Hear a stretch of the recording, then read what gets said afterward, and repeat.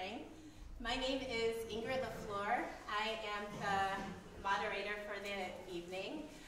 I basically wanted to bring this panel together because I've been spending about 6 months learning about blockchain technology and cryptocurrency and trying to figure out how useful it can be for our communities, for the work that we do, for the work that I do, and the world that I'm trying to imagine.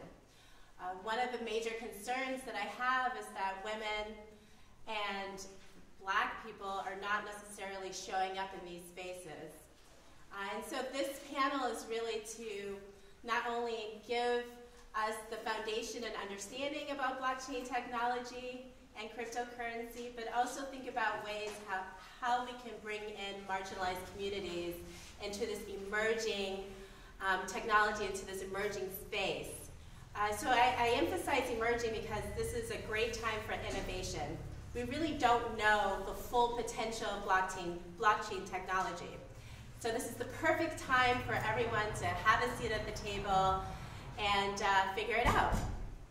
My panelists today are Kinnard, Hockenhull, and Carrington, and Nate Talbot. I chose these three because they're the ones that I learned from. We have a meetup group called Detroit Blockchainers. Please look us up on Facebook and the meetup website. It is a great place to continue learning. I literally sat in so many panel discussions and had no idea what people were saying, but over time you get it. And it starts to click. And these three have been like some of the best in explaining some of the most complicated concepts that we find in this arena. So before we jump into it, I just want to thank Norwest Gallery. Thank you so much for hosting us. Yes. And make sure you take a look at the artwork. These are Detroit artists. We got Alfonso Cox in our background, Detroit-based artists.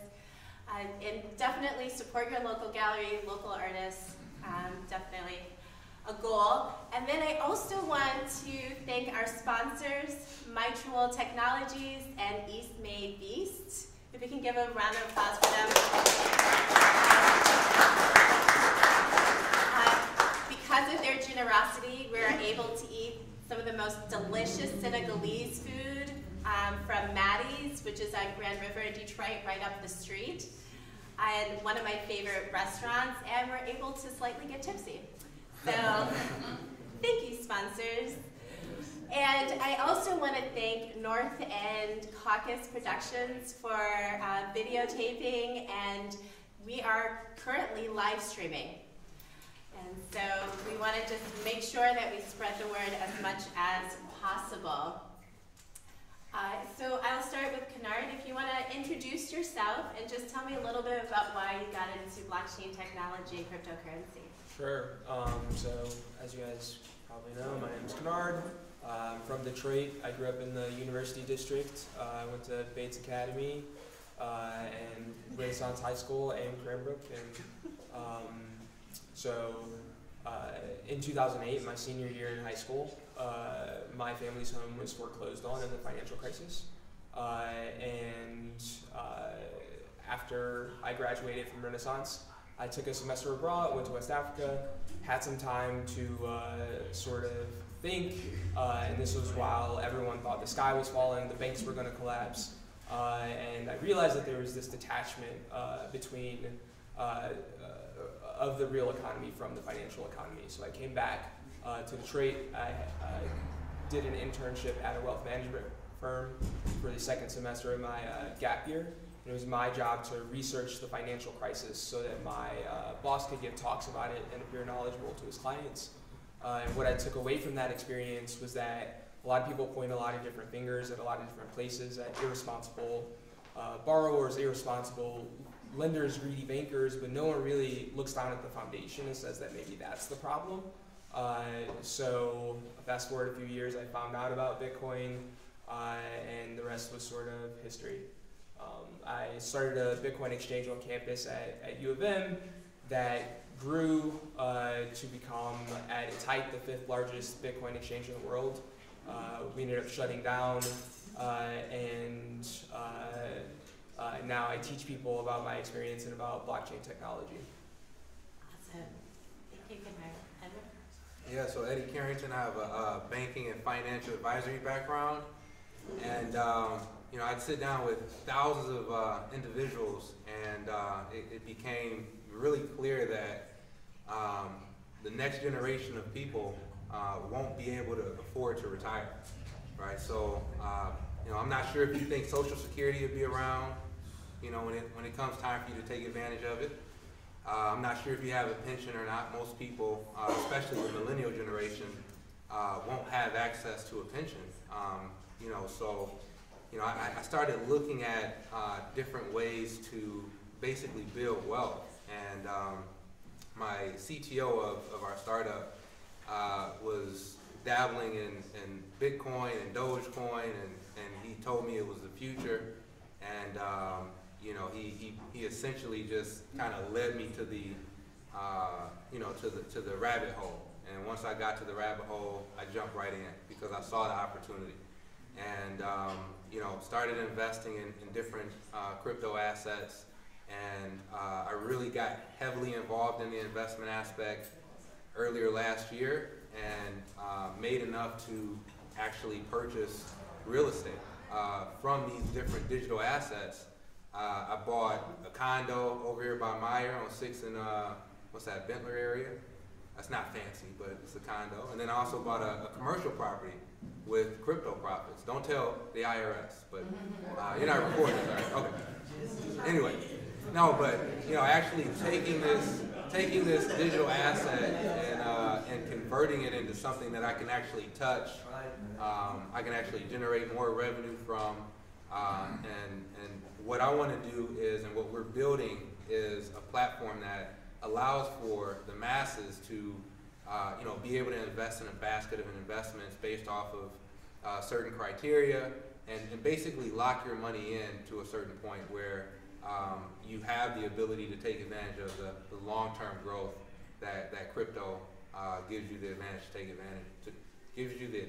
take advantage of. That doesn't make sense, but I hope you get that. All right, Nate Talbot. My background is mostly in business and entertainment. I have a little over 20-year history. I've had everything from a nationwide television show to you know, randomly working in the music business, negotiating contracts for people. I transitioned that over to general business, helping people start LLCs and corporations, taking existing businesses and helping them with contracts, formulate business plans, marketing, finding a direction. And I first got into Bitcoin probably about a little over 2 years ago, just as a friend told me about it, said you can buy stuff. I bought some, didn't really buy too much. It sat around, I only had a little bit. And then beginning of last year, I know I had about $75 worth of Bitcoin. I checked my wallet, and that $75 turned to $200-something. And it took that long and that to realize, hey, wait, I'm missing something about all of this. And that's when I really started doing some research, and I started as an investor and getting into doing swing trading. Then I really learned what the technology does. Like, there's Bitcoin, the financial part, but then there's Bitcoin, the technology and the revolution part. As I got into that, that's when my eyes popped.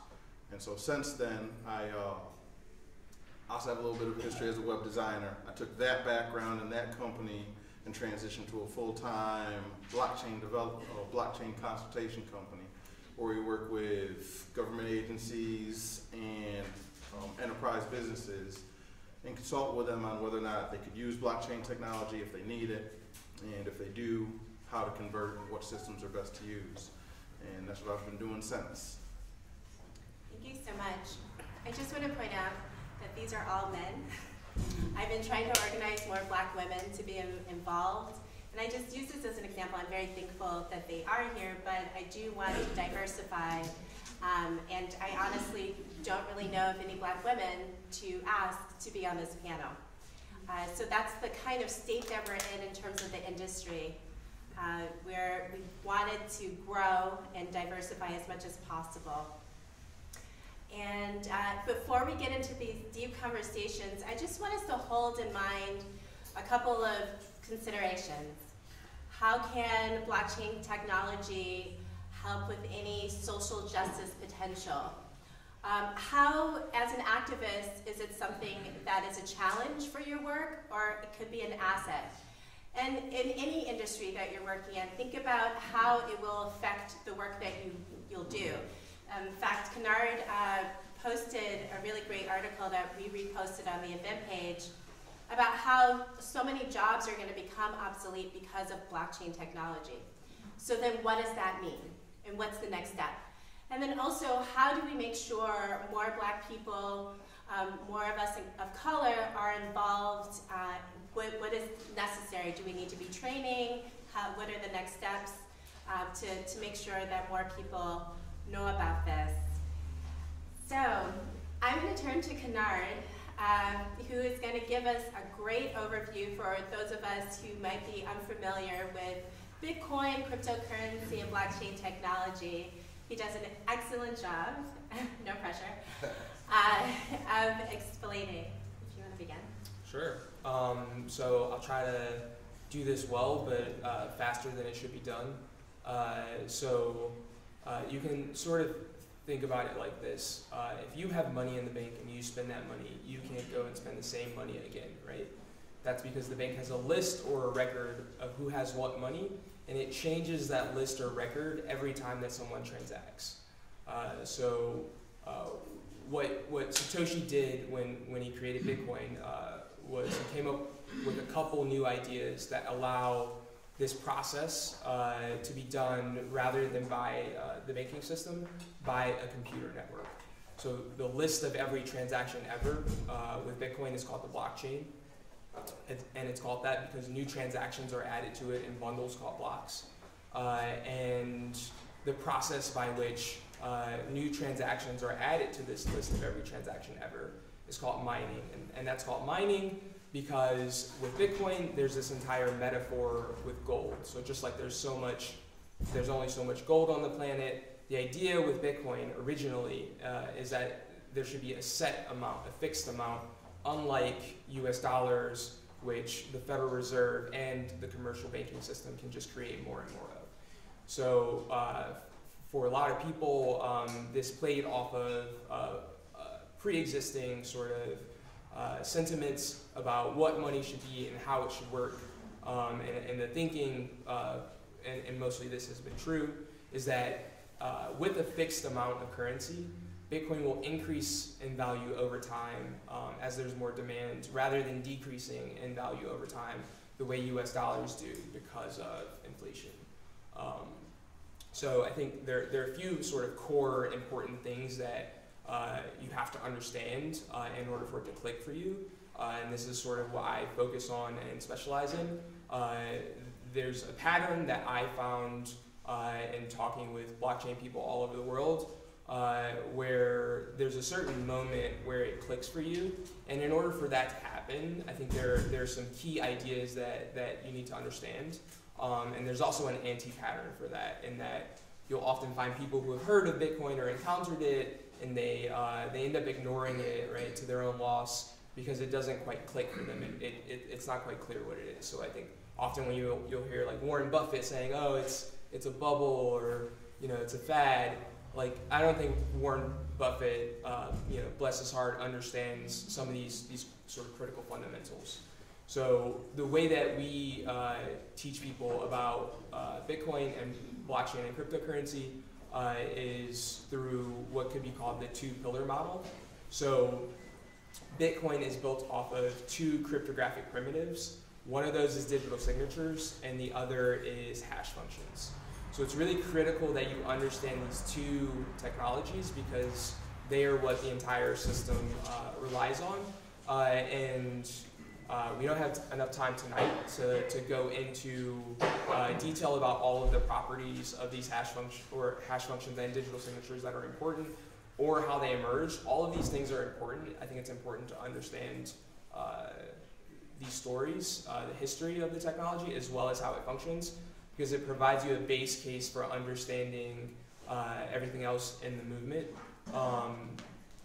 Bitcoin, I think, is the place where people should look to start if they want to understand what's happening, understanding the history of Bitcoin, why it emerged, how it emerged, but also taking a look at this one system to understand how other systems can be built that are variants of it.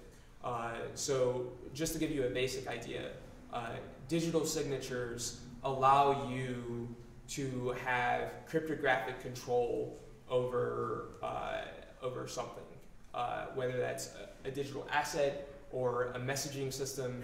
So essentially what you can do is you have a mathematically provable way of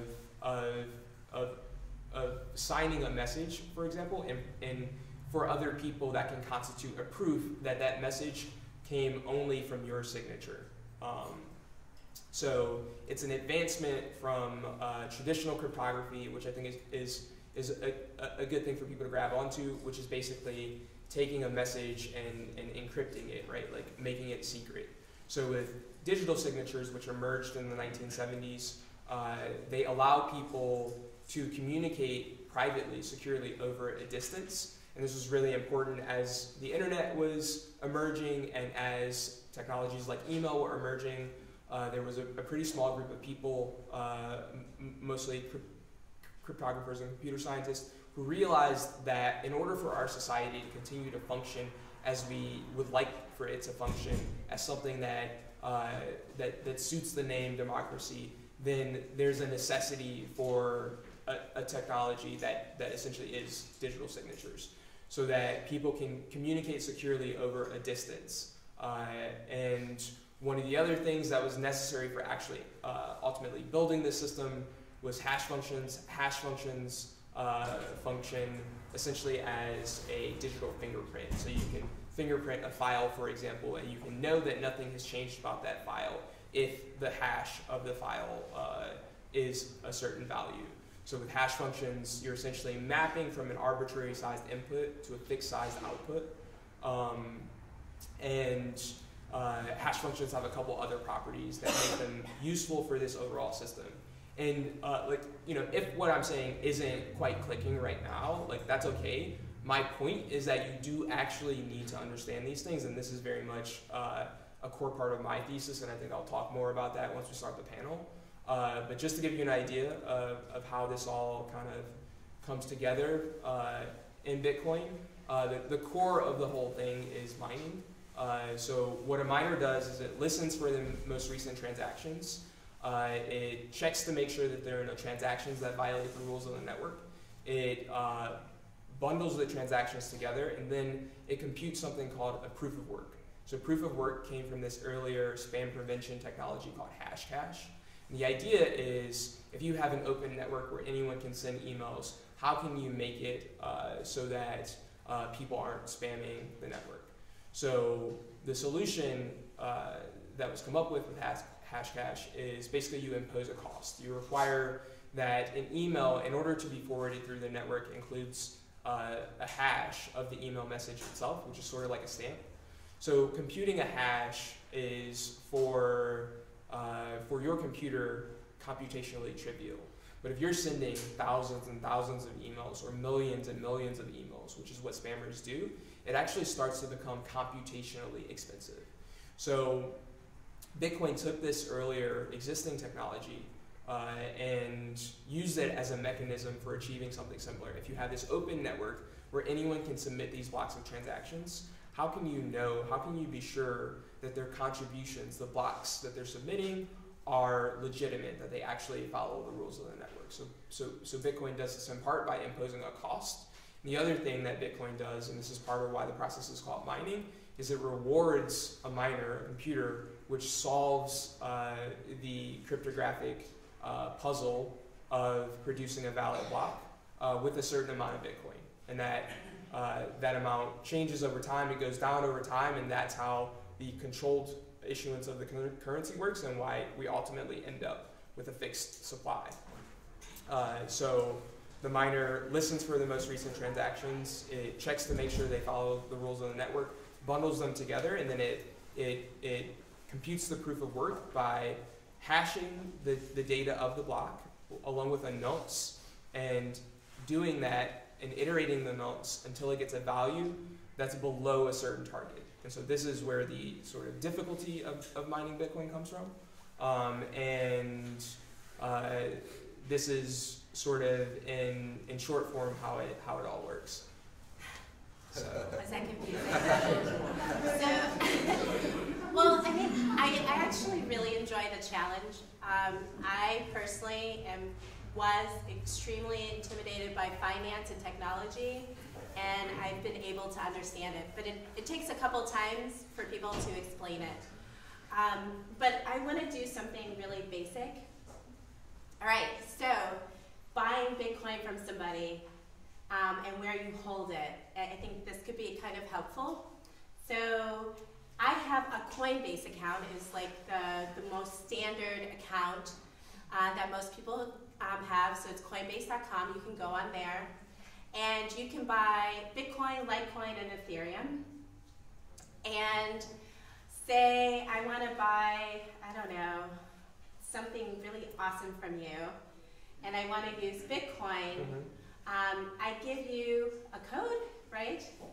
And you can explain it. Right. So if you were buying something from me, then you'd be sending me Bitcoin, and I'd show you my Bitcoin address, or share my Bitcoin address with you, and you can. And I take the address from you. Right. Yes. Yeah. And once you do a transaction, I've only done it really once. It makes it a little more clear, because in that moment of the transaction, that's when the mining happens. So, so when you transact, you're essentially signing a message saying that the Bitcoin that you control and that you own is now signed over to the new recipient. In a way, you could think about it like this. This is the simplest smart contract. You are saying you're signing that message, and it's relayed to the network. And then a miner will go through that process and mine it into the blockchain. Right. And the blockchain is held across many different computers, right? Yes, that's correct. The blockchain is replicated across the network. Originally, the vision was that it would be replicated across each computer in the network, but due to certain constraints in people's capacity to actually store such a large data store, that hasn't been the case. But the reason you need the blockchain to be replicated across the network is so that any computer in the network can verify, without having to trust any third party, right, that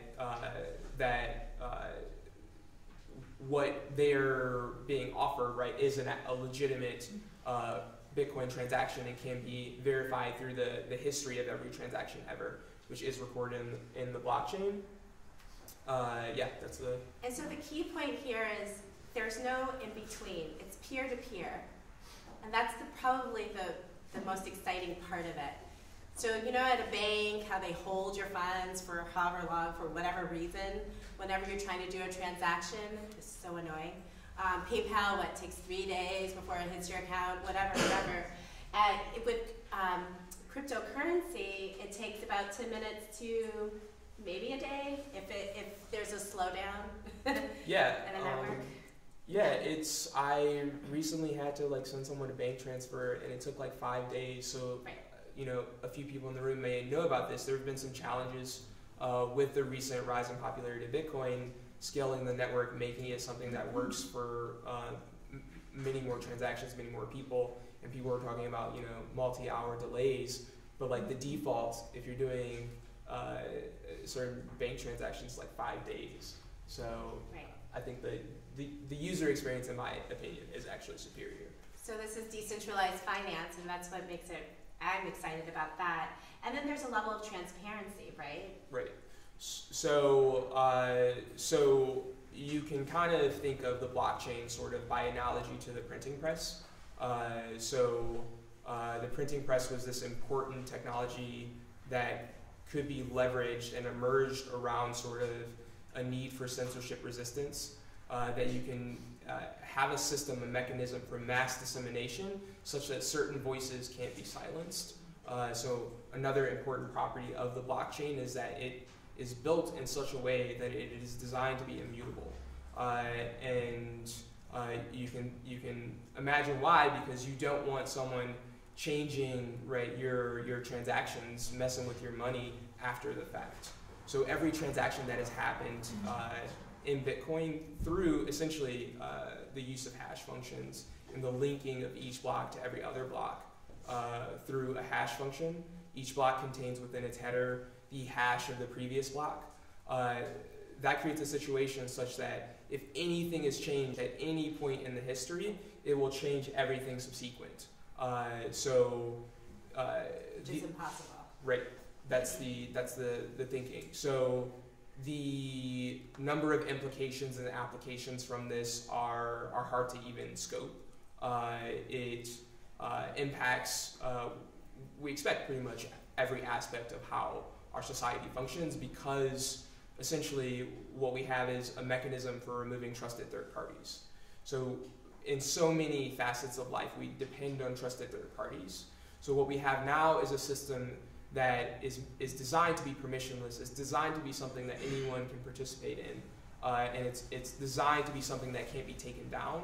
And because it is in a way the first global data store for humanity, we can do things with it that a lot of people are very excited about. I'm not going to rifle off all of the potential applications. I think we're going to talk about a lot of them. But it's a really important moment, I think, in human history, and just to contextualize it and frame it. I think a powerful lens for understanding this is through bookkeeping. So for most of human history, we relied on, in most of the world, single entry bookkeeping, essentially keeping a list. Double entry bookkeeping was codified, at least in Europe, during the European Renaissance and spread throughout the world. And what we are witnessing right now is a transition to a system of triple entry bookkeeping. And we're going to see a lot of impact because of that. Awesome. All right, so we're going to move on to business. Edward mentioned something that I thought was really interesting about ICOs and how, especially as black-bodied people, it can be difficult to raise funds for different businesses. And so this is like another advantage of participating in blockchain technology. Yeah, so an ICO is similar to an IPO in a way, but on a smaller scale, depending on how you look at it, and or bigger, right? But in regards to the amount of VC funding in 2017, I think it was closer to $80 billion. 0.2% of that went to black female or black women founders, right? So less than 1% of that went to founders of color, or black bodies more specifically. So we've always had this challenge when it comes to capital as black business owners. There's available capital and then there's access to it, right? So Jill Ford I don't know if you knew Jill Ford, but she kind of highlighted that a lot with me. But in regards to getting access to scale your business, any black business owners in here successfully went to a bank or a VC to raise money or to get a loan to in turn scale their business in one sense of the word or another? Raise your hand. One. How many business owners in here in general? I mean, think about it. Like, why is it so hard for black bodies to gain access to the bag, quote unquote, right? And it's really, really unfortunate that the process that's in place, this unconscious bias, in a number of ways holds us back from being able to scale as black business owners. And the ICO was introduced, and in my opinion, is one of the most successful experiments of blockchain, being able to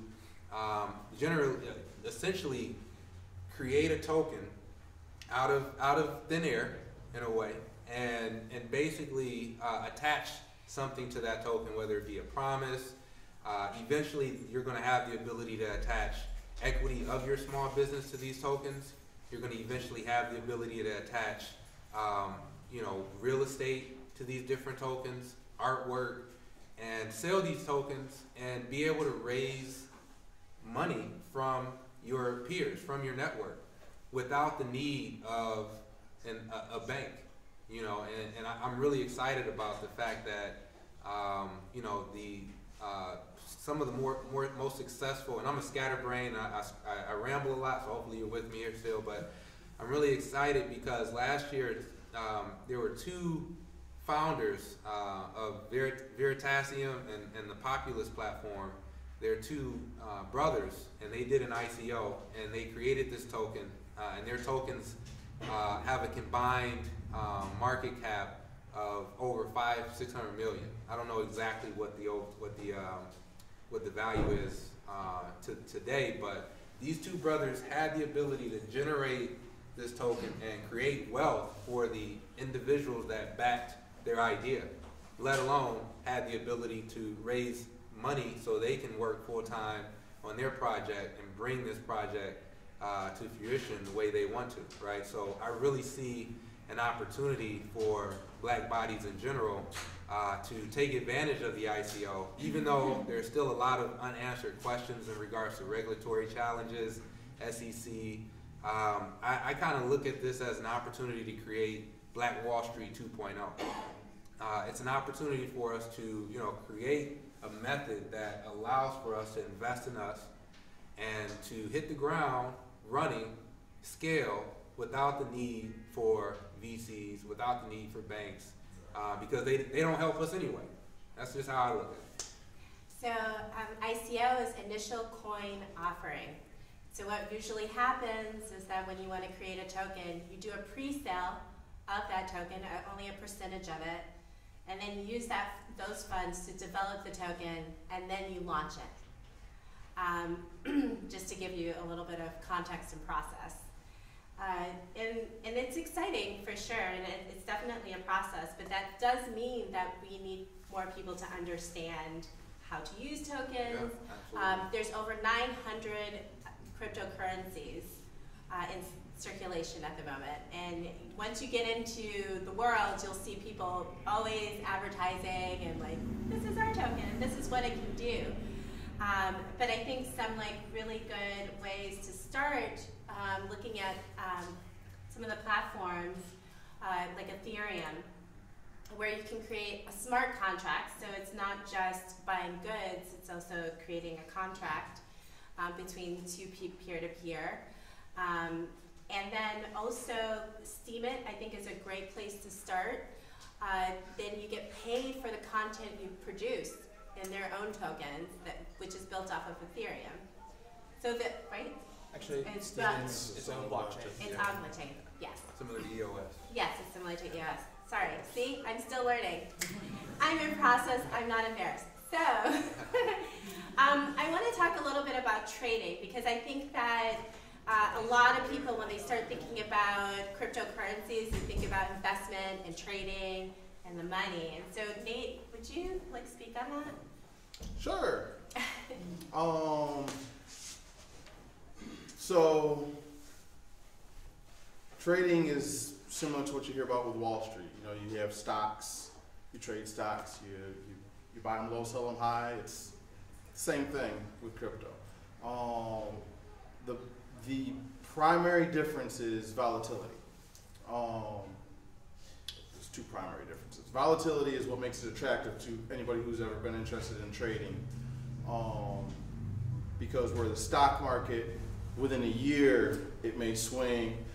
Well, I think today we had a really low day on the Dow. A few weeks ago it was this huge crash on Wall Street. It went down 3 points, 3%. Horrible. I haven't checked today. I've been sort of busy. Bitcoin alone probably went up and down somewhere in the neighborhood of 5 to 20%. because that's what it does, right? And that's the volatility of it all. And so it's a way to make money. Traders make money because you can put some money in now, regardless of how much you have. You can generally start with someplace between $10 to $20 if that's what you wanted to do. You could put it in, and within a day it could go up to $40 to $50, and you could sell it, and it crashes down. Excuse me. Then you can buy it back, and accumulate wealth like that. But what makes it really sort of groundbreaking for everybody, especially people of color, people without resources, is it's an easy point of access. There is no H&R, there's no Charles Schwab you have to go through. There's no huge firms you have to go through. You don't have to get approved to be a trader. She mentioned Coinbase earlier. All you have to do is get your hands on like some Bitcoin or Ethereum, which is another coin.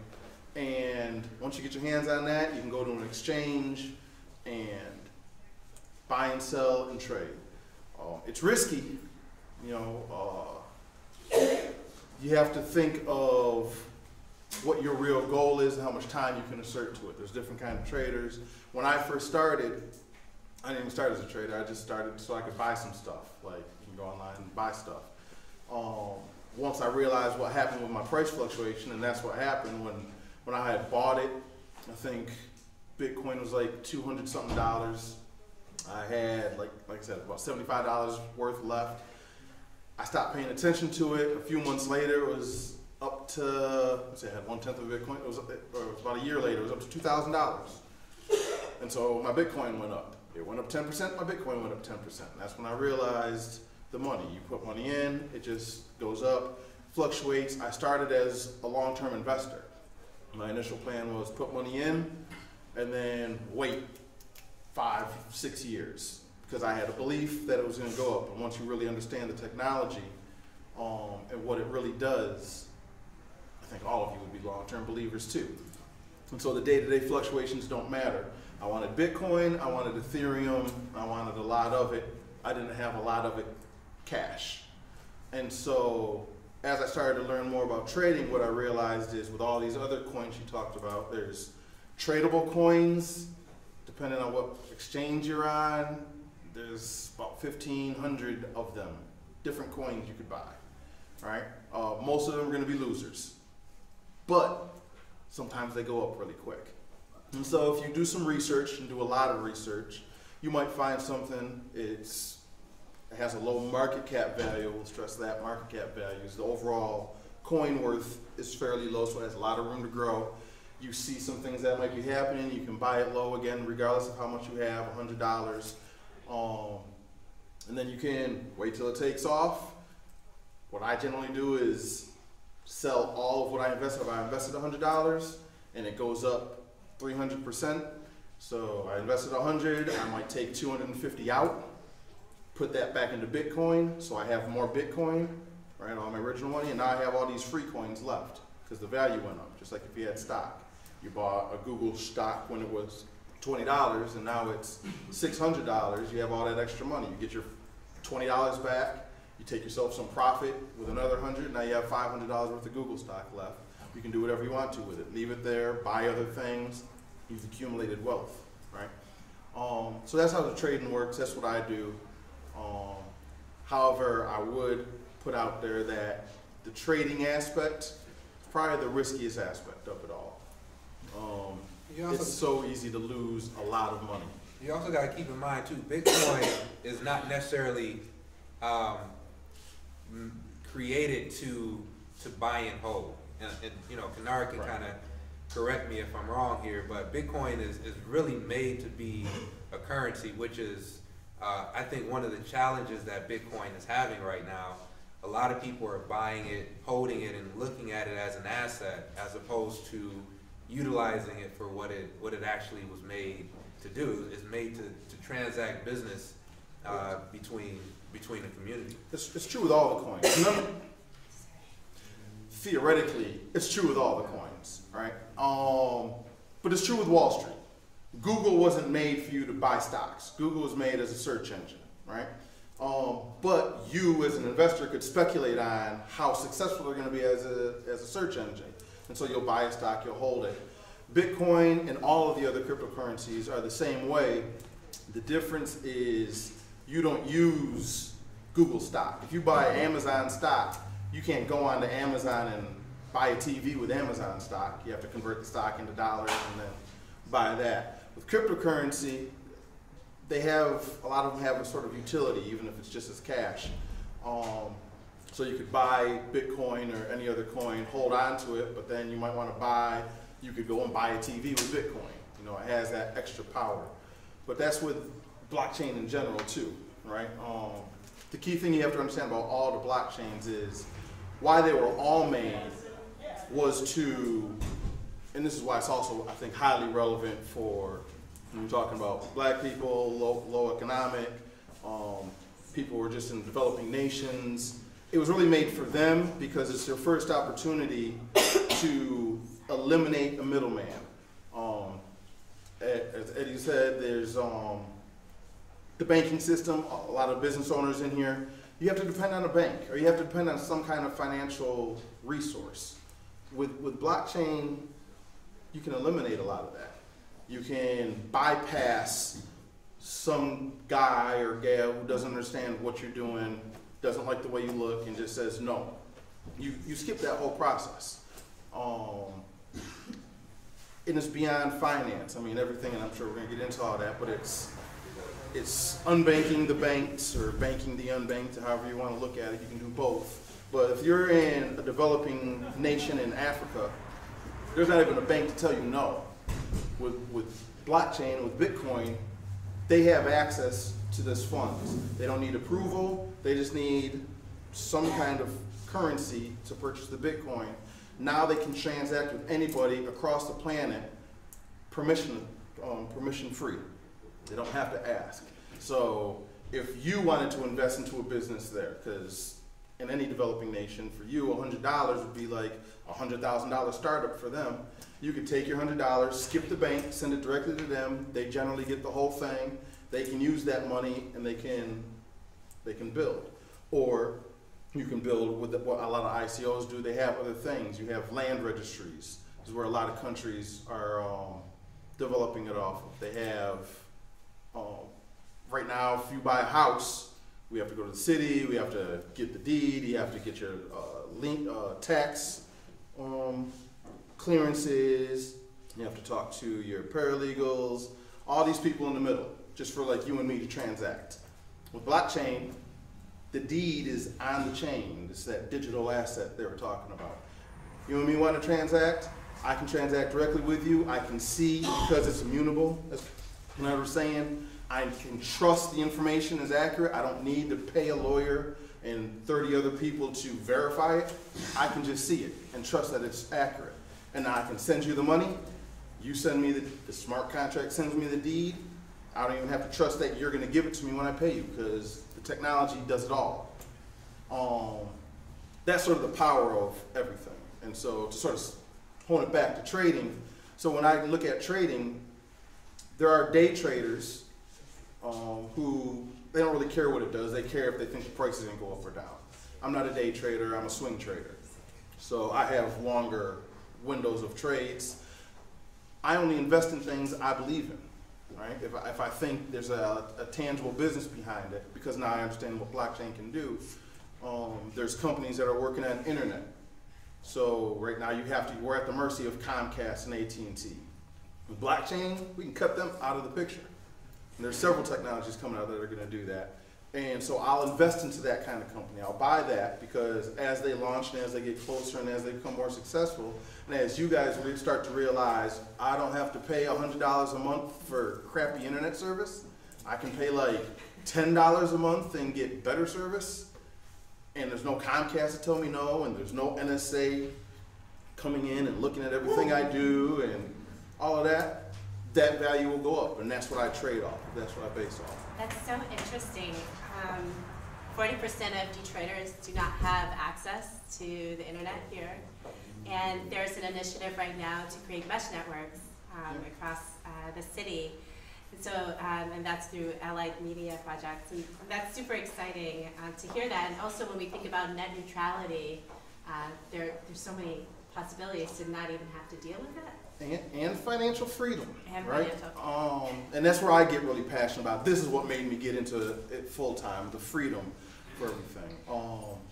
Not only do you not have to pay Comcast, like if you use just that mesh network example, you can have passive income, everybody in this room, because how a mesh network generally works is we become our own Comcast, but that means we need a sort of support. And so you already have a modem at your house or a router. All you do is with the mesh network, you put up it's significantly a little bit more complicated, but I think anybody in this room could figure it out in less than an hour. You can put it up, and all you do now is, not only do you receive internet, you help transmit it out. And for every single, it's called a packet, but every bit of internet you send out, you earn cryptocurrency. You get paid. All you do is set up a computer, set up a thing, and then go do your business. The computer does the rest. And at the end of the day, you get paid. And mining is a similar situation as he was talking about. And there's a lot of coins that use mining. You have to pay the electric fee, which depending on the coin you're mining, like Bitcoin, can be expensive based on your area. But there's some that aren't that expensive. And again, you just set up a computer network. Most people, if you can figure out the basics of an email, you spend a little time, you can figure out how to set up a miner. And you start mining, and then you go on about your business, and your computer makes you money. Or, mind-blowing, you set up a mining rig and an internet rig, and a Steemit account, because you like to go on Facebook, except Facebook doesn't pay you. So instead you go on Steam and type your content, and every time somebody likes your stuff and shares your stuff, you get paid. And every time the people who share your stuff and like your stuff, if they help it go viral, they get paid. It's like all this money. So it's financial freedom. You don't have to worry about banks. You don't have to worry about other systems. People who historically have been disenfranchised, this is the first opportunity you have, I think ever, to set yourself free and not need permission to do it. Yeah, I guess one thing I'd say, with regard to trading is that when you start to calculate your profits in Bitcoin or some other cryptocurrency instead of calculating them in dollars, that's a sign you're actually getting it. I think in many ways, the nature of this technology as something that has this currency facet is sort of like the hook. It's a way to get people to pay attention to things that they otherwise wouldn't be paying attention to. That list of every transaction ever, because no one wants their money messed with, right? We'll all be paying attention to it. We'll all be thinking and noticing if there's any flaw in this technology. So it's in a way a mechanism for directing communal attention. I think understanding things on that level, understanding you don't just have an investment opportunity or there isn't just this really cool new technology, there's an actual movement, and the movement is something that should have real tangible outcomes for you, and the package that comes in is an asset that can be traded. I think that's sort of the mindset for thinking about this sort of thing. I will also say that you still have to be smart, you still have to be careful. Chances are, when you're first entering the space, somehow you're going to lose some Bitcoin because you're going to do something wrong. Trading, in many ways, if you're sitting at a computer putting in trades yourself, in a lot of ways it's like gambling, and it has the same psychological dynamics as gambling. So I used to day trade back in the day. It's not something I would ever do again, but there are people out there who love it. So it's a multifaceted. You got to also keep in mind, like when Bitcoin was 15,000, 16,000, I had a lot of people calling like, "Hey man, how do I get in?" Coinbase is probably the easiest route, but there are other options you can look into, and Bitcoin is not the only player that you can invest your money in. So at one point I had like 14 different coins and tokens within my portfolio, but when the market takes a dive, because it will take a dive, and a lot of times, we get discouraged. We sell out our investment because we're afraid we're gonna lose it all. Oh man, I put $300 in it and it's not worth $98. I'm gonna take this money out and I don't want to lose it all. And then the market, comes back up. It grows. That's just what the principle of investing is. I mean, you're gonna run into a scenario, especially with an asset or a currency as volatile as the crypto space in general. So you have to really make sure that if you are considering looking at the crypto space and investing money into this arena, you have an understanding that the volatility, just like Nate mentioned, is extremely, extremely high, and you have to, in my opinion, look at it more so in a long-term point of view. All right. I have a quick question because Bitcoin in value went up to 20,000 last year, and then it dropped to about 10. Up to like 6. Okay. Will it ever go back up to 20? Will it go past to 20,000? Like, what can we forecast for 2018? So this is where it's called speculation, which means nobody knows, and anybody who tells you it's going to do this is lying because they have no idea. But we can guess. So my guess is, if you look at the trend of Bitcoin since 2017, you'll see it's gone like this. Now along that path, there's a lot of these, and some of these go way down, 70%, 80%. But if you look at that trend line, even with this last crash, which is one of the biggest, it's still on this up-bearing trend line. If you look at January 2017 to now, it's still following this projection. So as I said in the beginning, I'm a swing trader, and I do it for my long-term investment, right? I'm in Bitcoin at the very earliest I ever plan to pull anything out into cash would be 2021, 2022. It's a long-term game for me. It's still doing this uphill trend. The anomaly wasn't the crash. The anomaly was the boost up to $20,000, which was just hype. People wanted to get rich quick, and there was ways to get rich quick, but like anything, and if anybody in here is thinking about doing any kind of trading or investment for profit, the thing about get rich quick is if more than 2 or 3 people, really if more than probably one other person knows about it, the get rich quick part's done. It's over. The same thing happened with real estate bubble. I was about to buy properties in 2008. And what stopped me was 5 people I knew was like, yeah, I just got my real estate license. I'm about to get some property. No, something's about to go wrong. And it did. And it's true with any kind of thing. So while you can still make money, how you make money, it varies. Mid-2017 and before, it was just buy Bitcoin and wait. And that paid off for people who did that. Mid-2017 until December was ICOs. When somebody starts an ICO, put in on it, and you're gonna buy things for a fraction of a penny. It's gonna go up when it actually releases. You'll be rich. And they were. Most people who did it, they were. Now, no. Most ICOs are sold out before it ever gets to the public part.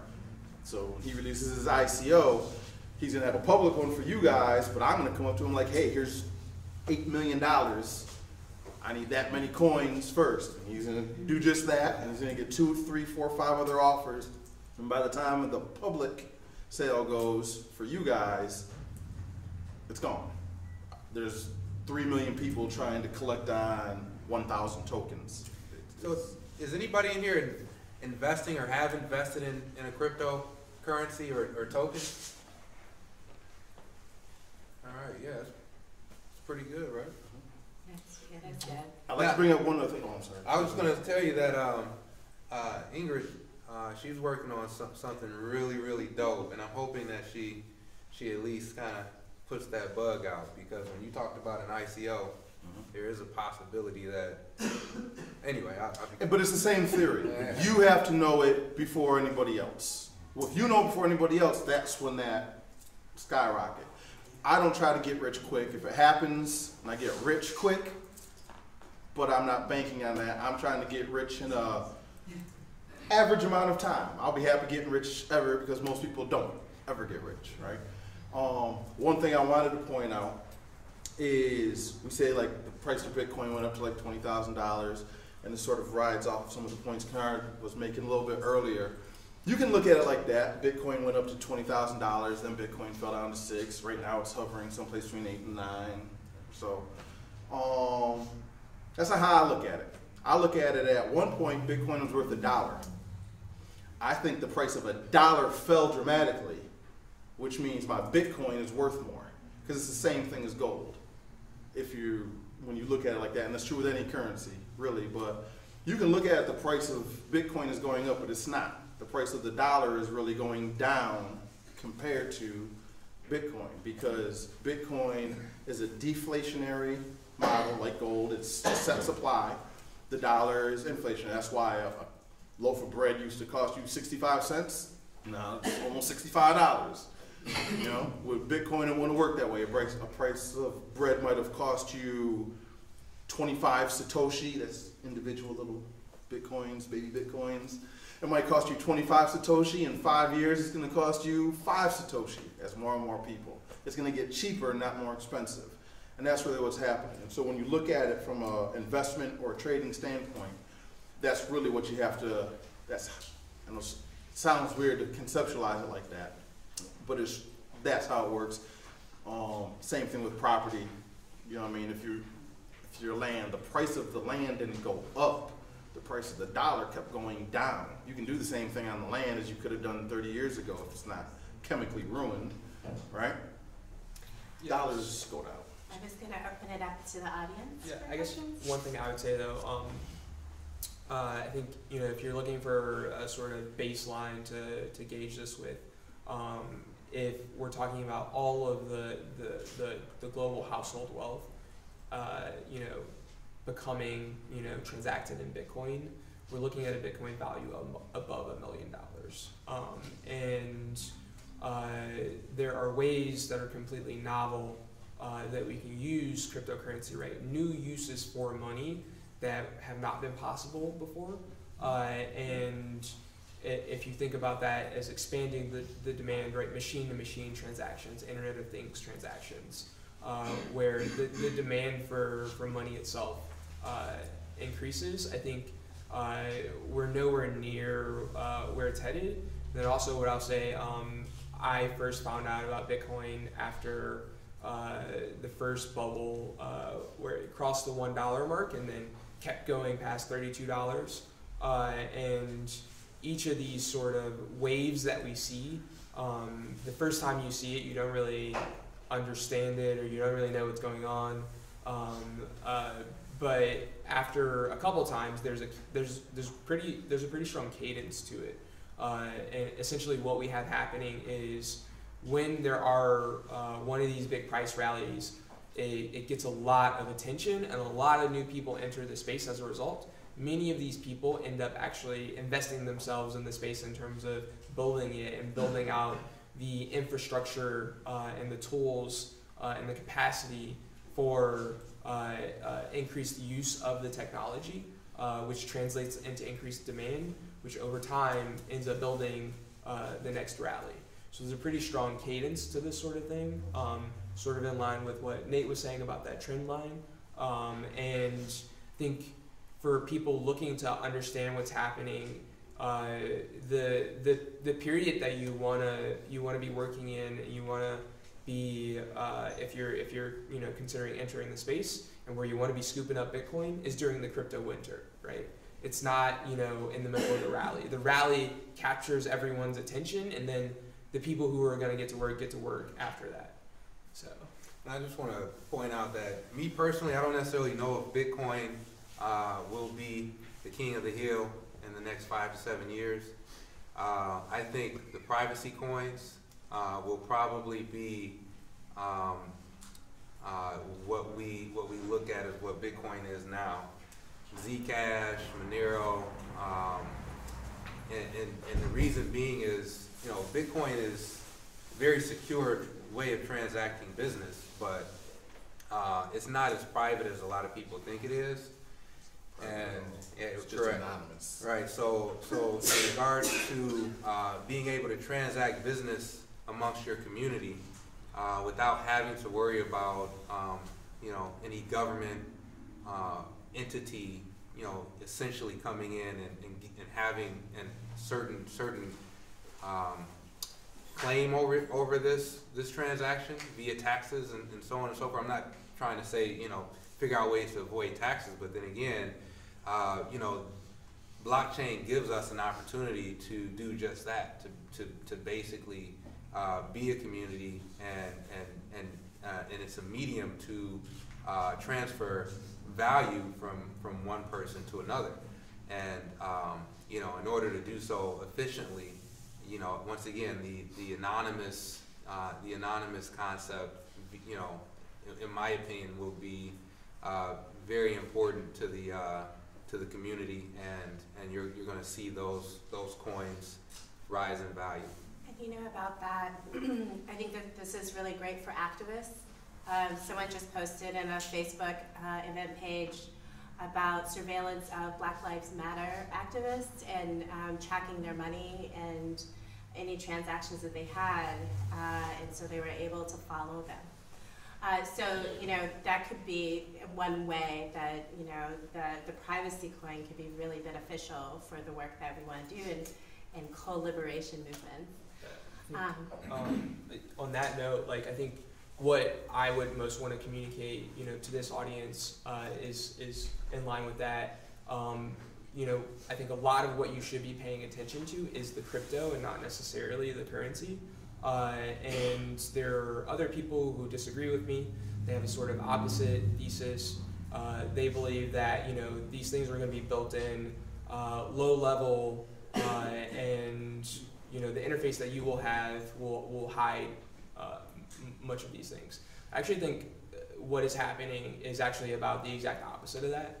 I think that understanding cryptography as a technology is a consciousness-raising thing. The best sort of analogy that I can draw for this is literacy, basic literacy, reading and writing. There's a reason that blacks in the United States, slaves, were barred from being taught how to read and write. So I think there is an incorrect presumption that upon achieving literacy, in a lot of cases there is this presumption that we, you know, kind of got out of that that box of information asymmetry. But in fact, there are a lot of what you could term asymmetric information attacks that are happening, that because of many of the systems in our society, the way they're structured, that en masse everyone is vulnerable to, and they're very often used against activists. The ways that these sorts of things were used against civil rights leaders by the FBI in particular, these sorts of things are sort of brought to a new level with cryptocurrency. If you are using this new technology and the world actually does end up getting onboarded to it, if the world is onboarded to it in such a fashion where people do not understand the real fundamentals, how it really works, we'll actually be in a situation that is worse than our current situation, where the potential for surveillance and control is actually greater. One of the big myths is that Bitcoin is anonymous. It's actually not anonymous, it's pseudonymous. And every transaction ever is on the blockchain, right? And very few people have the skill to actually protect their privacy when it comes to Bitcoin transactions. So people who use it, you know, with the expectation of anonymity, are in for a rude awakening. So I think that's, you know, perhaps the most difficult point, but also the most impactful point, because it does require real learning and real work to understand. but the impact in terms of the perspective shift that happens when it actually clicks for you what these technologies are and what they allow us to do, but also the ways in which you were vulnerable, understanding why they needed to exist, why they needed to be built, the type of attacks that you were not protected against without employing these technologies. Having that click for you, having that perspective shift, I think is actually that's the core of everything that's happening.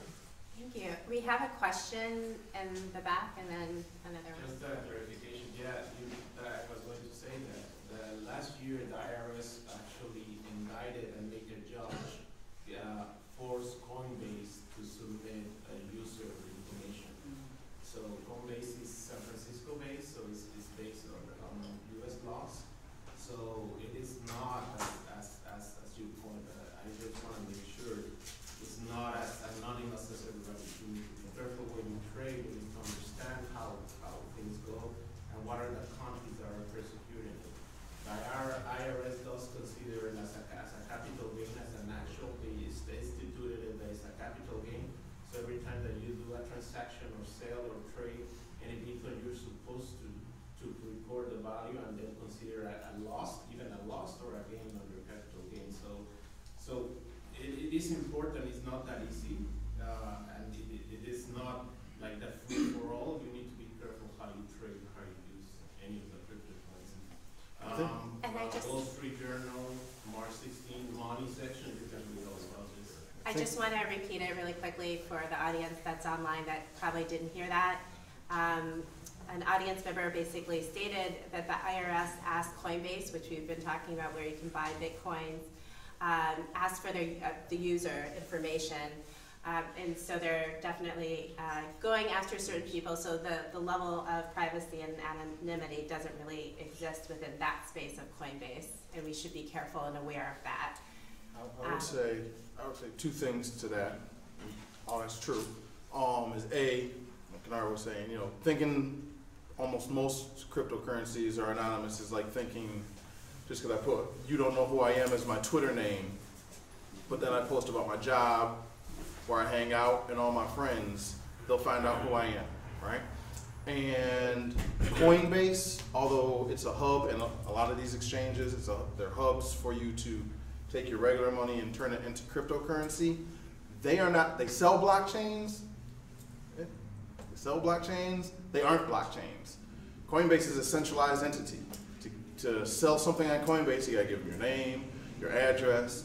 If you plan on cashing out, you gotta give them a copy of your ID. They want you to scan both sides of your driver's license. They know everything about you. So while there are the revolutionary things, unless you're gonna go to something like on Tuesdays at Wayne State with the Detroit Cryptocurrency Exchange and actually give me money and I'll give you some cryptocurrency or whoever is there. If you're interacting with Gemini, Coinbase, BitTEPTH, any of the big exchanges at $10, they know who you are. Just because you took it, they can trace it back. It's just following those addresses he was talking about. It's like a username. Those keys, the private, public keys, it's just like a username. And they just follow the username all the way back until it gets to you. And then they say, where's our cut? Yeah, I mean, I guess I would just say, I know the founders at Coinbase. I have a lot of friends who work there. I think they're good people, but it's not a platform for your privacy. Yeah. And that's just something to keep in mind. It provides a lot of conveniences. It can prevent a lot of people who might, lose coins somehow from doing so. But it doesn't sell itself as such, and it is not a platform for your privacy. Yeah, I got basically a question to ask the panelists, but I'm wrapping in a statement to my understanding. I'm a fan of accountability over anonymity. So, first that, the bombings in us. Who gets called a terrorist and why? What's the process? And based on the term, we can factor on how they're gonna proceed with investigations, right? So in a space like this with black folks that's, marginalized communities or whatever, it concerns us how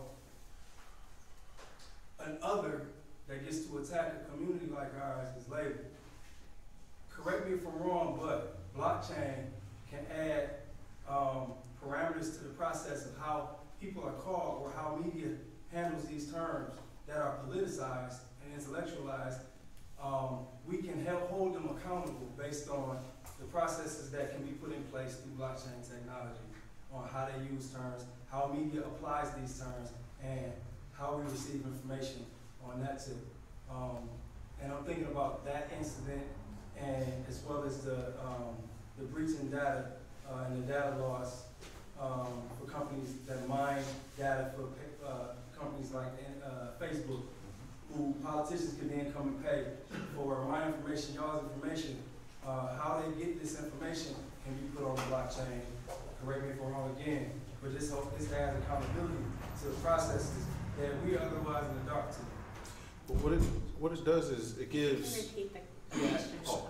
Well, I mean, so your first question was about blockchain giving us capacity for holding people more accountable in their use of language. Correct. So I would say just or to that. Organization accountable. Yeah, I would say just to that first point, was there a specific application that you read about or a specific system that's being built that somehow achieves this? No, it's something that hasn't been built, so I'm interested in maybe the possibility of it being implemented through blockchain, because I'm hearing more about how this information and data, all of that is being decentralized. And so, which is why the big guys on Wall Street were, as far as what I know, they kind of like what you mentioned, Warren Buffett, looking at it like it's a haze in the dark, or it's a mirage that we don't have to worry about in the financial sector. But then he started to recant some of that as Bitcoin did his thing, right? So based on the decentralization of it, it puts a lot of the power in our hands to hold organizations that we patronize or that we are subject to, put some pressure on them and accountability on them on how they implement policy that we're affected by. Yeah. So what I would say is that you have to think about what is happening and what these technologies essentially are. They're sort of like a sword, right? A sword that is in the hands of a good guy can be used to do a lot of good. A sword that is in the hands of a bad guy can be used to do a lot of bad. But if you put the hands, right, or put the sword in the hands of a baby, the sword isn't going to be used to do anything. So I think there's a huge threat or a huge risk that people perceive this new technology as something that can cut through all of our problems, and that's not what it is. I think for sure it can allow for much more accountability, and there is a dynamic right now between people who want that as the highest value of the systems that are being built, or for example, by contrast, who want censorship resistance as the highest value, right? You should be able to have transactions that are completely anonymous so that you can't be censored, so no one can shut you down because they don't like what you're doing. So there is a dynamic, and there are many dynamics as to which values will be the values that ultimately define the character of this technology. One such dynamic was at play in the block size debate, but I don't know about anything in particular, any applications or systems in particular that are being built with blockchain technology that allow for us to control the use of language in such a way. But I think when you start to encounter this technology, and in particular, when you start to think about the cryptography, right, the capacity to authenticate something, to know that it is what it claims to be, to verify, how do you actually verify that something is true? The shift in thinking does lead you, I think, to be more aware of that sort of language, that sort of use of language, and how that comes into play. I would say it's actually the opposite of what you're saying. It's not the decentralization part, and the distribution part of blockchains or any distributed ledger system. That's not the part. It's the immutability that, for what you're talking about, makes things. It's on. This is why things are anonymous. As Kinnard said earlier, once you do anything on a blockchain, spend money using Bitcoin, make a smart contract using Ethereum, whatever, the application is. It's there and it's there forever. And why we can trust it is because it can't be altered.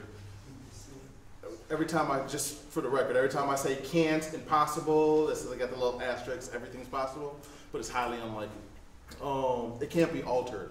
And so when it comes to censorship or discrimination, it's not that it's going to leave Facebook accountable for what they do or Equifax accountable for our information. What it's going to do is make you accountable for your own information and give you back your control. Because I guarantee every single person in this room was affected by the Equifax hack, right? I don't even know if you guys know about it. Equifax, one of the 3 major credit bureaus, they got hacked, your information was stolen. You know, and if I ask for a show of hands, how many of you voluntarily gave your information to Equifax? Right, right? Nobody. So what the power of blockchain does and what some companies are working on is giving you access to your privacy. Every time you got to open up a bank account, a credit card account, enroll into a school, you're giving out your social security number, which it's not what it was meant for, but you're giving out the social security number, all your personal information, and now you have to trust me if I'm the admissions person or the gatekeeper. You gotta trust me that I'm gonna be responsible with your stuff. And time again, we've seen I'm not gonna be responsible with your stuff. With blockchain and how it sort of addresses what you want to do, or what you're saying is, A, it puts your information in your own hands. Imagine if all your information, you do a verification once, and maybe ideally, depending on your stance, maybe that will be entered once in through the government, just like your birth certificate. And all this stuff is there, and once you turn 18, all that gets transferred over to you, and you control it. It's encrypted, you control the information. But now when you go to a bank account, instead of giving them all your information, they can just scan this QR code and it says you are who you are. It doesn't give them information, it just says this is who they say they are. They can trust it because it's immutable, it's on a blockchain, it's trusted. And now if the bank gets hacked, your information isn't gone because you control all that. You control what you want to share. If you're on Facebook, you control what information they do, and you take it back whenever you want to take it back. You won't need the There banks, is no... You won't need the banks. You won't need the bank, right. Well, that's the point. Well, you won't need the banks, but you don't need a central authority, and if you do choose to use a central authority, I don't know if in our lifetime institutions will vanish, but in using the institutions, you now have control, they don't, right? And so when you want to spread the word, you can, and I think this is what Kinnard was just saying, if you're in China, there's the great firewall and everything, and you want to say what's happening, there's no blocking it. There's no stopping it. If you're in the community, we don't have to wait for Fox to get there or NBC to get there to tell the story. You can tell the story. There is no gatekeeper, and us as readers can verify that story. You see a post on Facebook, you don't know where it came from. Just because it says ABC or something you might trust doesn't mean that's where it came from, and it probably didn't. So I want to talk about that. You mentioned Facebook. What I think will happen, I think this might be your second point. Like the school shootings, the bombings, the threats for, like, I think over the last 24 hours there are 23 threats in the Detroit and DPS schools via social media. So what will happen as a result, eventually, is that the social media platforms are gonna start going through kind of like the KYC process, the know your customer process. You're gonna have to supply more information to these different platforms, whether you like that concept or not. They're gonna ask for your ID. They're gonna ask for different various verification methods, correct? Which, you know, once again, it's in a way, it's an invasion of our privacy. But they're gonna utilize these different scenarios to, in turn, break into, or to track us, in lack of better terms. They're going to say, okay, well, since all of these things are happening, net neutrality is starting to turn that up. That's what I'm talking about. You know, but just get ready to really see the internet as we know it and interaction as we know it through online platforms change. And blockchain has the ability to keep our our what do you want to call it? Our right to stay semi-anonymous in one sense of the word or another, which also can be a good and or a bad thing. You know, being able to have a platform that allows for us to say what we want to say.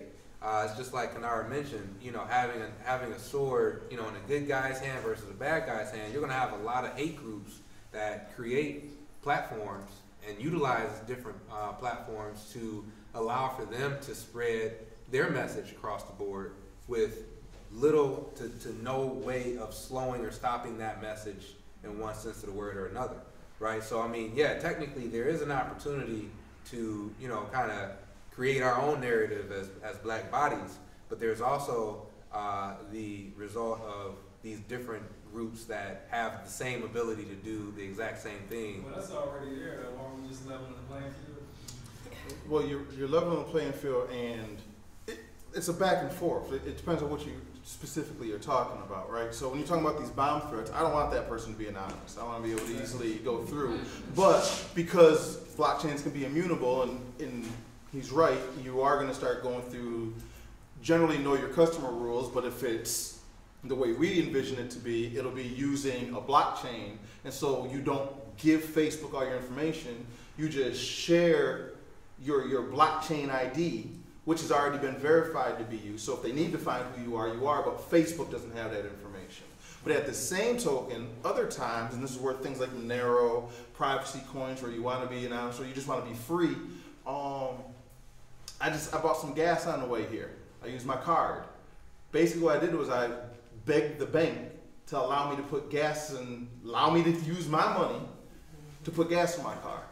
You know what I mean? They could have told me no, even though I have the money. They told me no yesterday.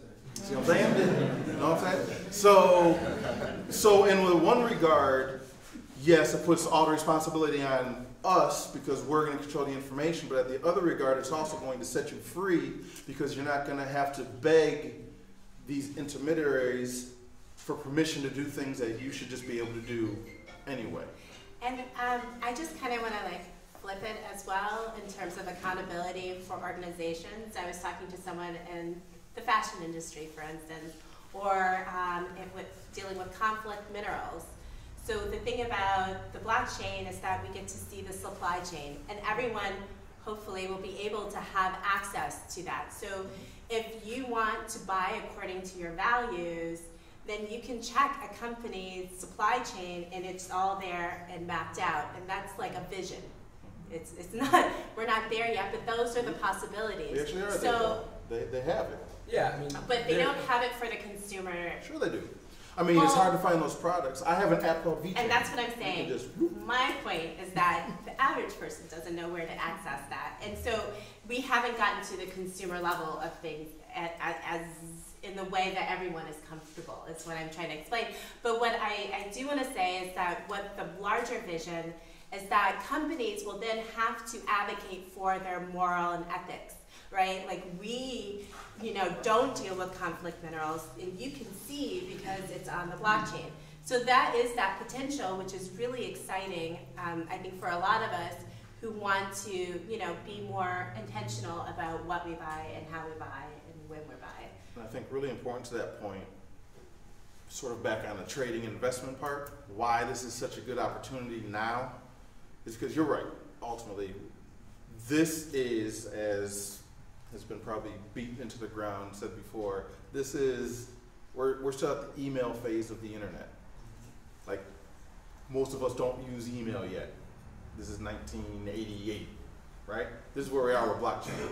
So this is why it's so profitable and why it's so exciting and why it's so unknown and nobody knows, because it's 10 years old, and in any kind of industry, usually you're looking at, think back where cars were 10 years after the first car was invented, or airplanes were 10 years after the Wright brothers, or reading was 10 years after the printing press. We're nowhere. We haven't even gotten there yet. So I think we are at the very beginning. There's a lot of. I'm going to take questions for the audience because we're running out of time. If you don't mind. Sure. I'm going to run through quite a few, and then right after your point. So if you guys can keep your questions short, because we're running on the 2-hour mark. And we'll just have people say their questions and then we'll answer. How about that? And then that will Short like, answers. kind of move things forward. So what's your I do really want to reiterate, like, you know, this technology, right, like a knife, right, you can use a knife to stab someone or you can use a knife to save someone's life by cutting out a tumor. But a knife, in order to be a knife, has to cut. So you can think about this technology, this opportunity, this moment as something that is not just good, it is very good, and something that is very good has the potential for both good and evil.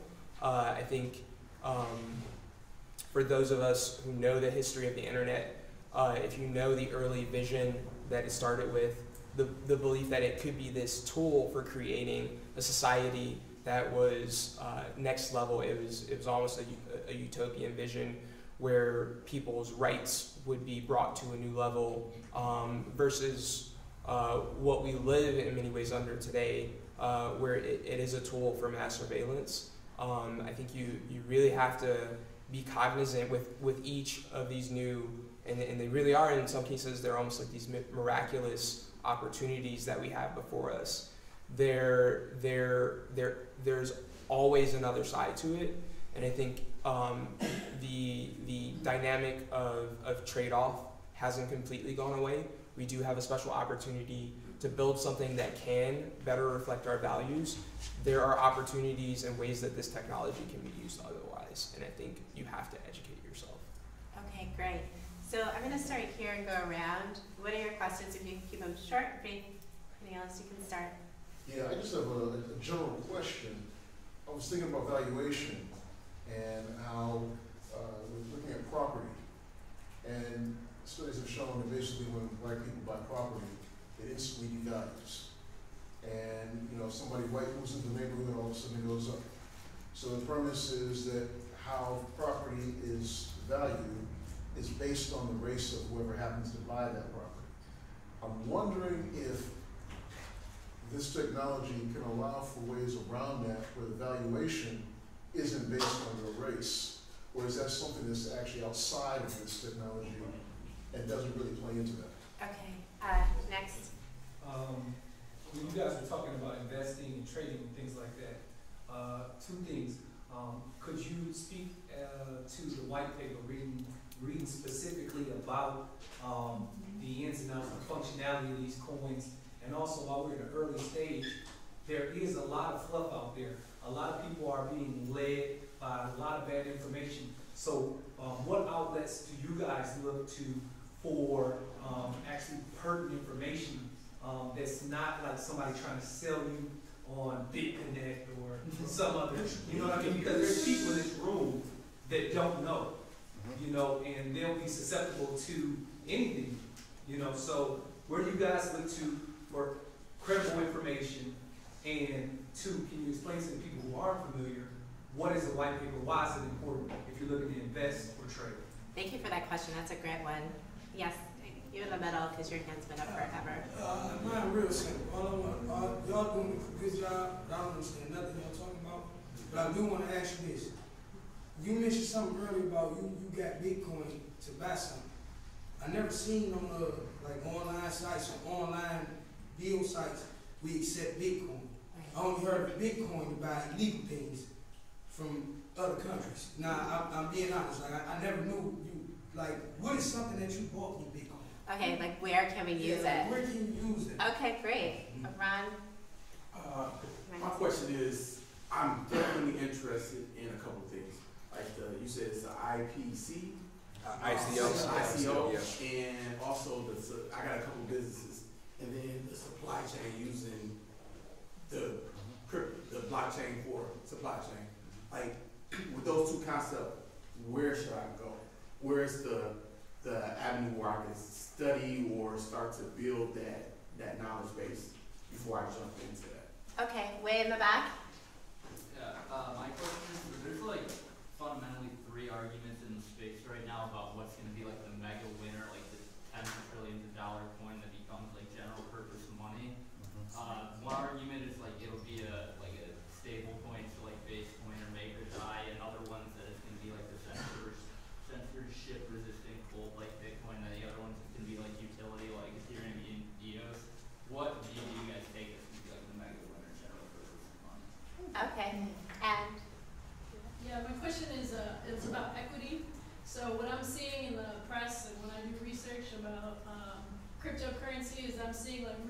rich, like young white men.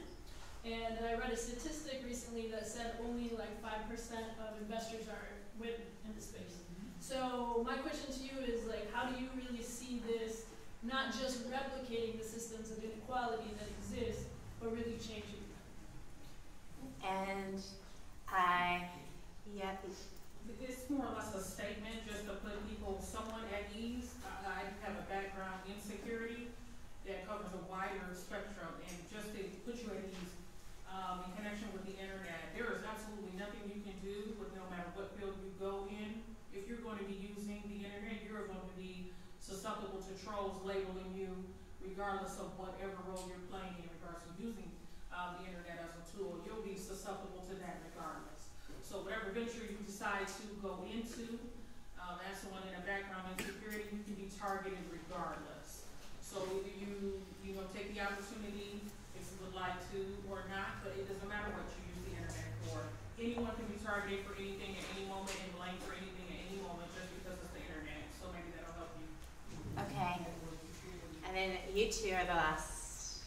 I don't know if we covered this earlier because I came in late, but aside from just trading and like other monetary stuff, how could a local community use this technology in the future and the application and what it could possibly lead to? And finally. Kind of a piggyback. What's going on in Puerto Rico? How is that community not benefiting from the cryptocurrency folks? Why and how? And lots going on in the country and they're not really, as far as I understand, they're not seeing on the kickback. Okay, so the questions are white paper, what is a white paper and where do you do your research? Valuation based on race, is that an issue? Where do we use the Bitcoin?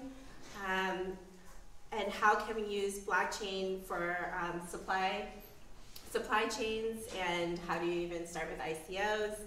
How can it change inequalities that we see in the systems in which we're currently in? And how can local communities use it in the future?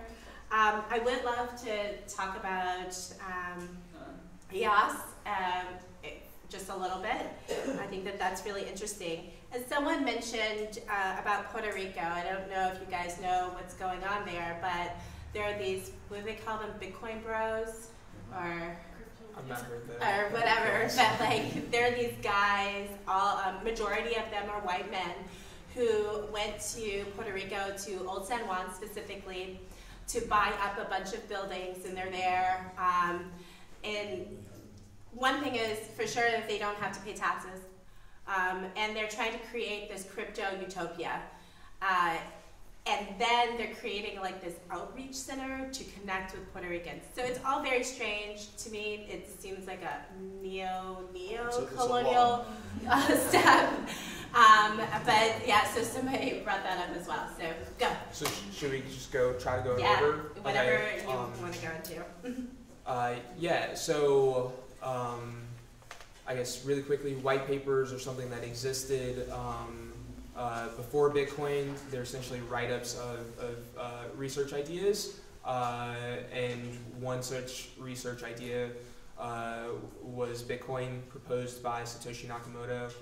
You should definitely read the Bitcoin white paper, and I think that can provide you a framework for understanding some of the other white papers. Where do I do my research? Everywhere.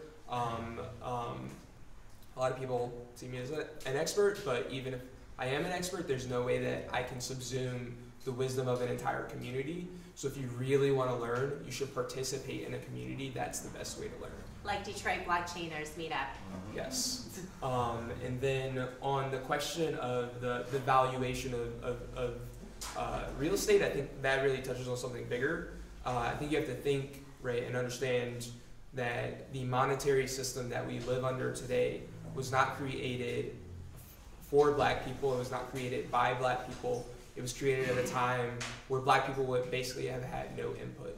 And so the phenomena that we observe today that are a product of our monetary system Many people don't know that they're a product of the monetary system, but they're in many ways very much in line with the prior systems. So the way that I think about this is that very much so the fiat currency system is one of the successor systems of slavery, in the same way that the prison industrial complex is one of the successor systems of slavery. So the fiat currency system, the Federal Reserve, and the prison industrial complex, they started growing up right around the same time after Reconstruction. So the Federal Reserve Act was signed in 1913, to give some context. So I think when you think about these different systems, right, like, or if you want to go back to like feudalism, right, we transition to this new system, but in many ways things stay the same, right? We you know, on paper, black people are free, but in practice, right, you have a lot of constraints, right? And a lot of these constraints come from money. Is that a coincidence? No, it's absolutely not a coincidence. It's a feature, it's a design feature of the system. You know, what I often hear is people, you know, who want to make movements or who want to change things, and it ends up coming back to the same thing, right? They can't get a loan. I think in order to understand what's happening with blockchain, you do need to understand the impetus for its creation, and that is at its absolute core tied to the existing fiat monetary system.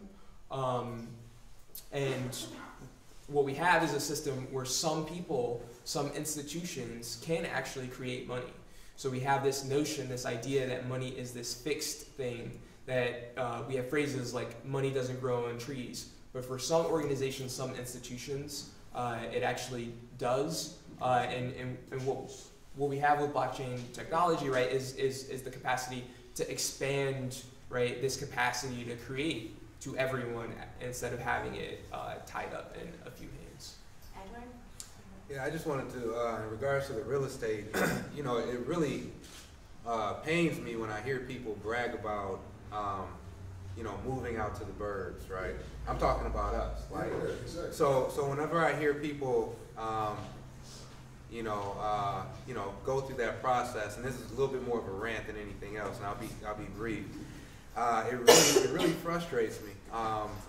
You know, houses in the city have been going for dirt cheap for years and years and years, and yet people are moving and spending $1,100 a month in rent, you know, when they can buy a freaking house, or they could have bought a house in the city for $1,100-$1,200, right? And of course, you do need to put some work into this property in a lot of cases. They don't have financial knowledge, that's why they're doing it. You know, understandably, but then when gentrification, you know, happens, now people are furious because they're like, wait a minute, you know, these people are buying up these properties, and now now the blocks are getting cleaner. Like, we could have did that, and we still can do that, right? Like, you know, who was stopping us from not necessarily looking at real estate as because even though, you know, 70% of wealth comes from real estate, but with that being said, you know, you can benefit from real estate in a number of ways. If you have a paid off house, and all, you know, of course it's not fully paid off, you got insurance that's high as hell in the city, plus you got taxes that, you know, for a while and still are, you know, over exaggerated in a number of ways. But still, you have the ability to own land in the city for dirt cheap, and not necessarily focus on the value of that property going up, but focus on, you know, land ownership. Like, I definitely agree with you. You know, a lot of times when, you know, different individuals move into the neighborhood, people get excited, which is okay. I mean, that's not a bad thing.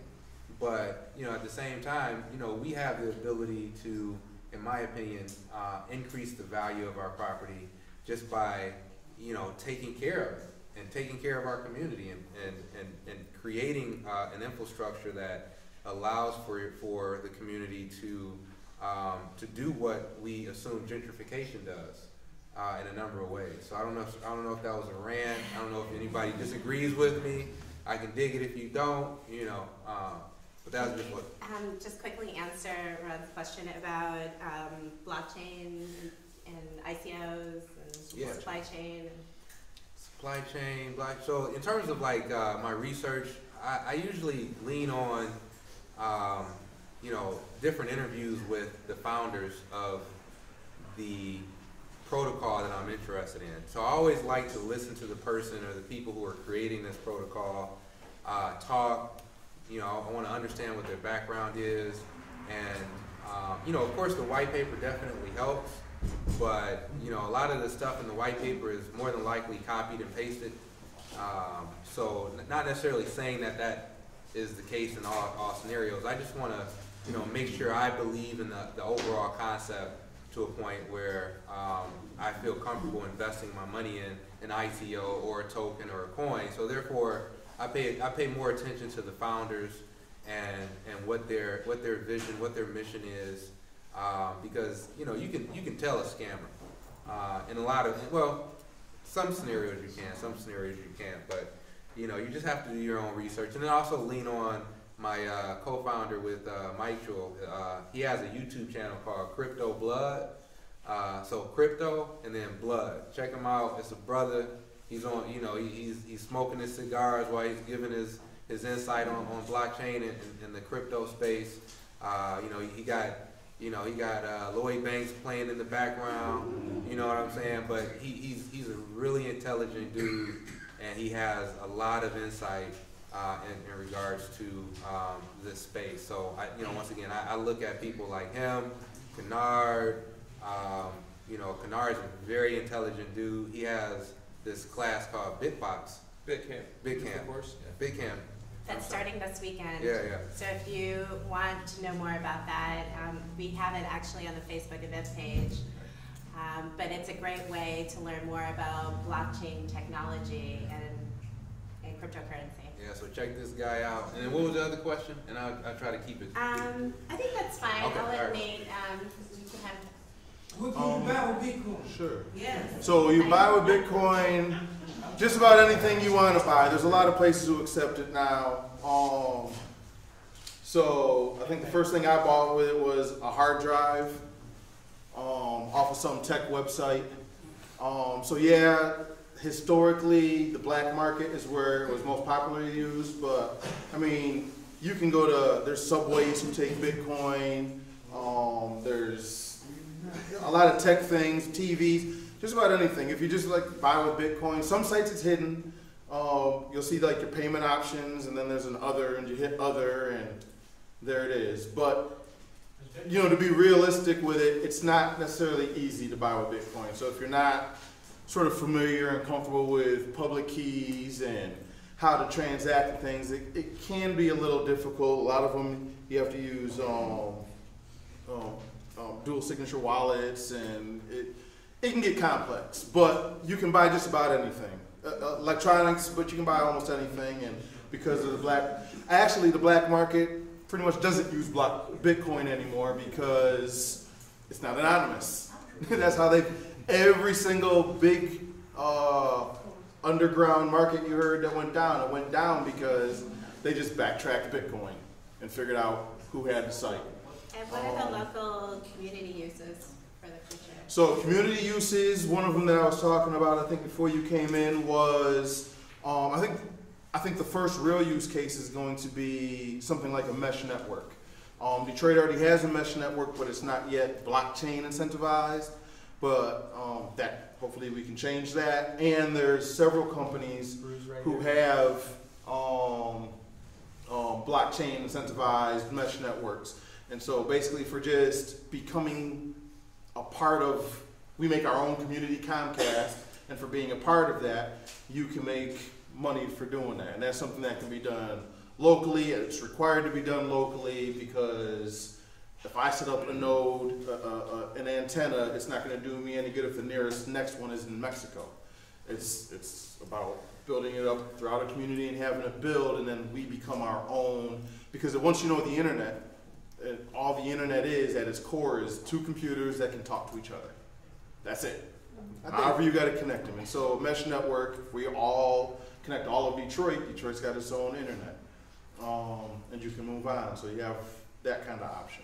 I do want to point out that, and this might not necessarily, this might be on the larger community scale, but like voting, you know, blockchain in general, what was the last, the city clerk?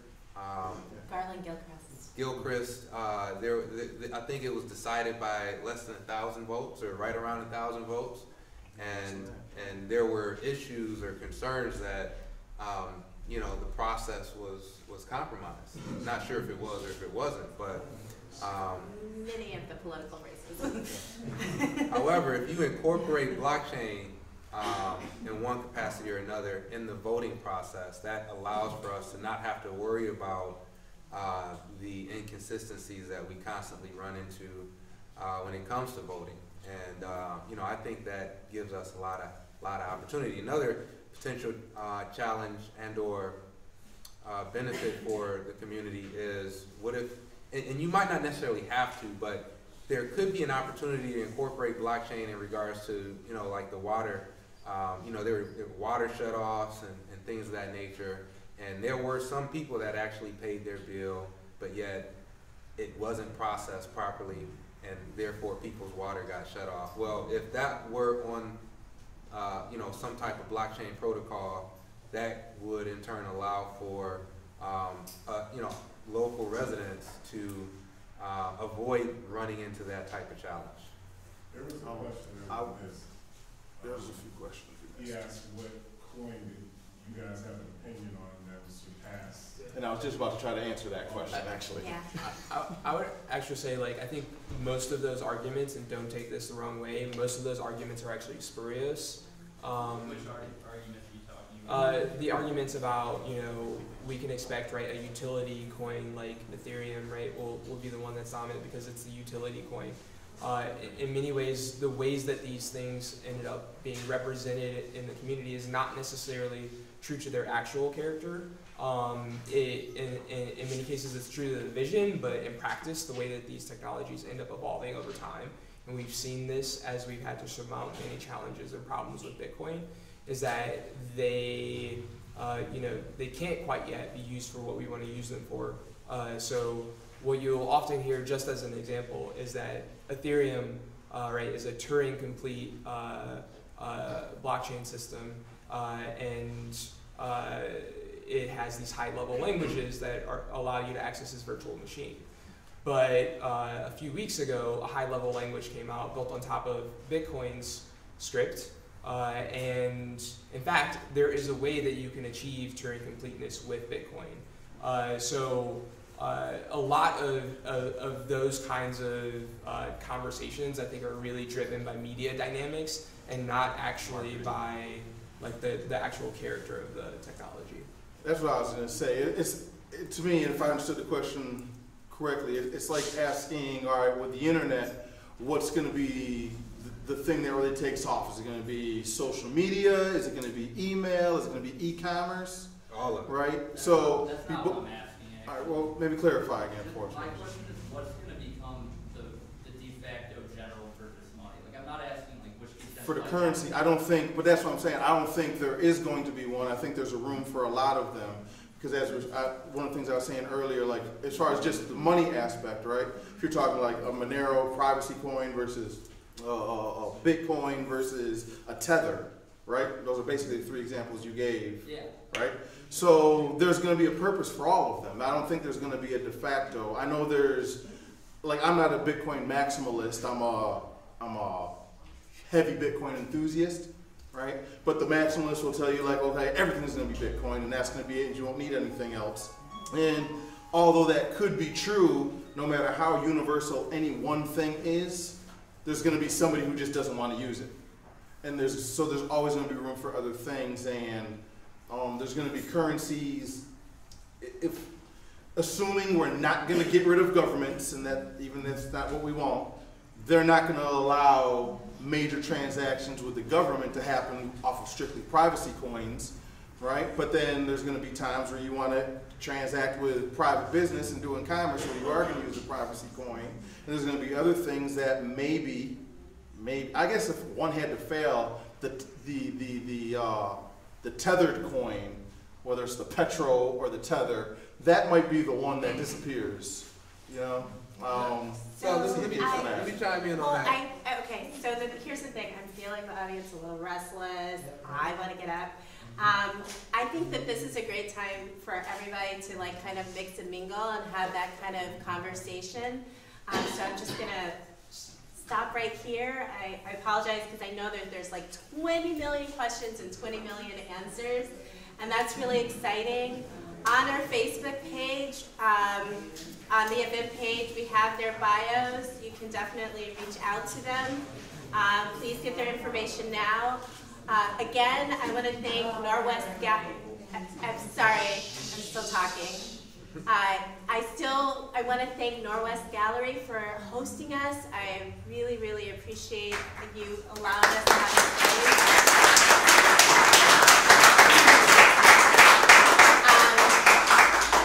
And if you haven't been here yet, for those who are online, please come. And I also want to thank Mytual Technologies, excuse me, and East Made Beast for sponsoring. And thank you again, Adam, for doing all this video. Yes, all this, thank you for doing the video production. So some of the things that are going to be coming up is Kinnard's class on blockchain technology. Please look it up. It's all over, it's starting on Tuesday. So if you're interested, please look him up. He's on Facebook, and we did post it on the Facebook event page. It's on Detroit Blockchainers. And then, Join the Slack. Oh, join the Slack, the Detroit Blockchainers Slack. If you want more information, you want to get plugged into our community. Who knows what Slack is in here? Yeah, what's Slack? Oh, it's an app. You can download it. It will tell you about it afterwards. And also, East Made Beast is part of this, is a collective, and the Black Bottom Barbershop is part of that collective, and it will be opening this spring. In terms of places to use cryptocurrency, this will be one of the places. So that's really exciting, and I think that that's the gap. We need to fill in that gap. All you beautiful business owners, think about ways that you can accept cryptocurrency, and let's start this revolution going. Thank you so much for coming. Thank you for inviting me.